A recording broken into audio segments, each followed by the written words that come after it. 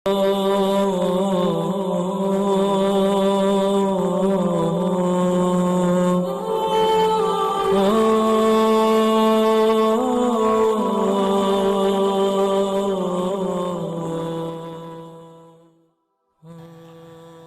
باللہ من الشیطان الرجیم، بسم اللہ الرحمن الرحیم۔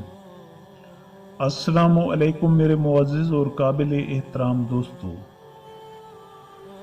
حضرت شیخ جنید بغدادی رحمۃ اللہ علیہ بغداد کی گلیوں میں اپنے مریدوں کے ہمراہ چلے جا رہے تھے کہ اچانک انہوں نے مڑ کر کہا، او صحرا کی جانب چلتے ہیں کہ مجھے وہاں کسی سے ملنا ہے۔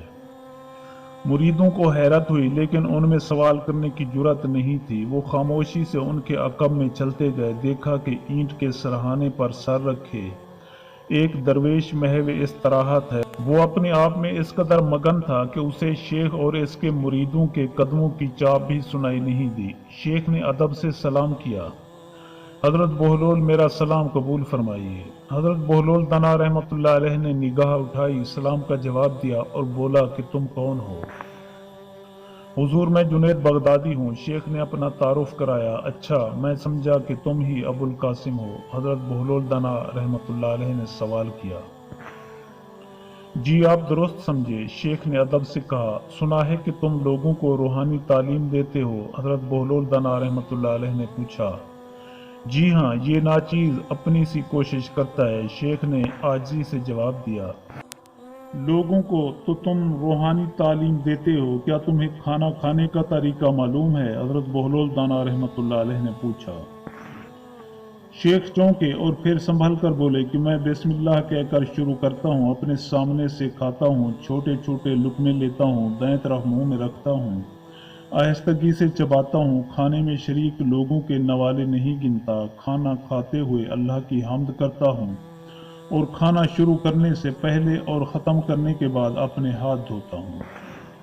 واہ بھائی، کیا کہنے! حضرت بہلول دانا رحمۃ اللہ علیہ سر جھٹک کر اٹھا اور اپنا دامن جھاڑ کر بولا، تم تو خلقت کے مرشد بنے پھرتے ہو اور تم کو ابھی تک کھانا کھانا بھی نہیں آتا۔ اس نے اتنا کہا اور آگے بڑھ گیا۔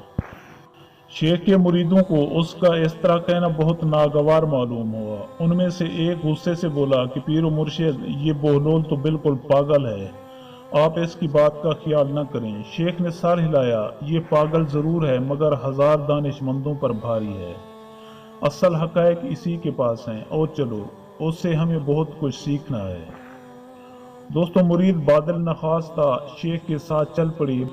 حضرت بہلول دانا رحمۃ اللہ علیہ اپنی دھن میں مست چلتا چلا گیا۔ شیخ نے اسے نہ پکارا نہ روکا، یہاں تک کہ وہ ایک ویرانے میں جا بیٹھا۔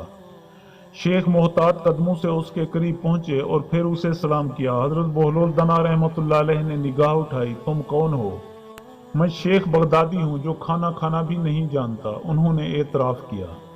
حضرت بہلول دانا رحمۃ اللہ علیہ نے بے نیازی سے کہا کہ کھانا کھانا تو تم کو آتا نہیں، کیا بات کرنا آتا ہے؟ جی میرا خیال ہے کہ میں کسی حد تک بات کرنی جانتا ہوں، شیخ نے جھجک کر جواب دیا۔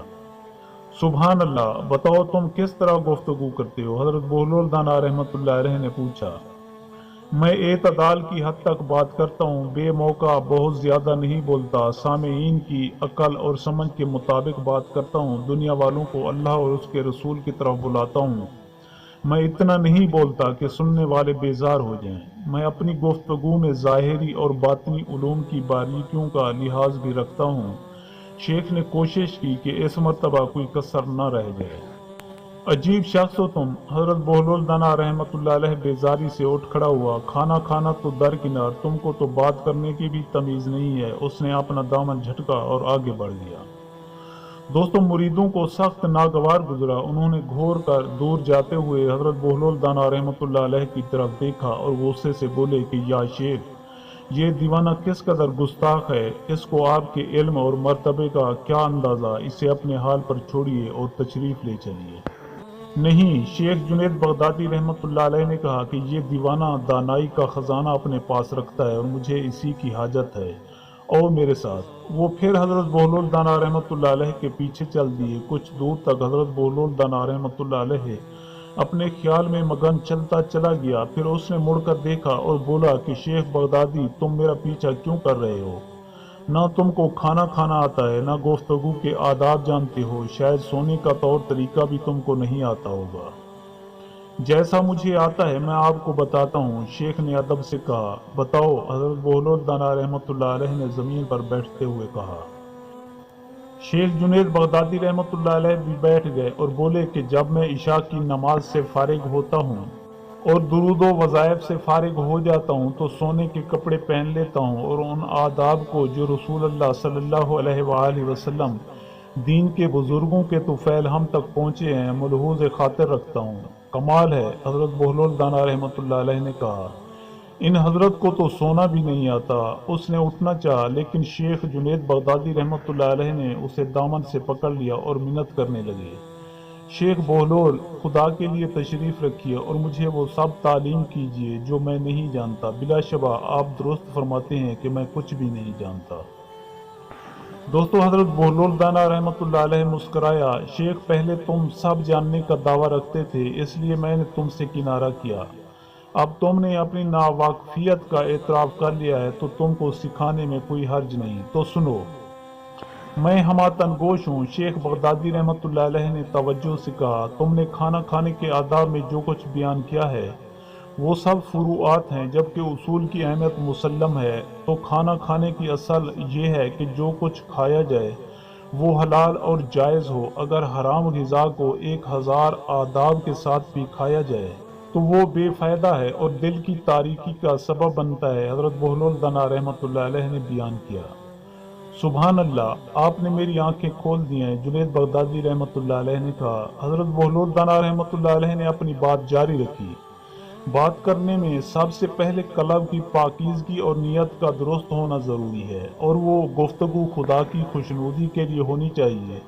अगर किसी दुनियावी काम की गर्ज से होगी तो चाहे कैसी ही अल्फाज चुने जाएं, वो मुसीबत ही मुसीबत है। इसीलिए खामोशी ही में आफियत है। सोने के बारे में जो कुछ तुमने बयान किया वो भी फुरूआत हैं। उसकी असल ये है कि सोते वक्त दिल में किसी भी मुसलमान से बोझ, कीना और हसद ना हो, दिल में दुनिया और माल दुनिया का लालच ना हो और सोते हुए खुदा की यादों में हो। शेख बगदादी रहमतुल्लाह अलैह ने बेसाख्ता उठकर हजरत बहलोल दाना रहमतुल्लाह अलैह के हाथ को बोसा दिया और उसे दुआएं देते हुए रुखसत हुए। उनके जो मुरीद हजरत बहलोल दाना रहमतुल्लाह अलैह को दीवाना और पागल समझ रहे थे, उन्हें अपने अमल पर खजालत और शर्मिंदगी हुई और उन्होंने नए सिरे से अपने कल्ब की रोशनी में ज़िंदगी को देखना शुरू किया। दोस्तों, मैं उम्मीद करता हूं कि आपको मेरी ये वीडियो अच्छी लगी हो। अगर आपको मेरी ये वीडियो अच्छी लगी तो प्लीज़ आप मेरे चैनल को सब्सक्राइब और इस वीडियो को लाइक ज़रूर कीजिए और अपनी कीमती आरा का इजहार नीचे कमेंट सेक्शन में करना मत भूलिए। शुक्रिया। खुदा हाफिज़।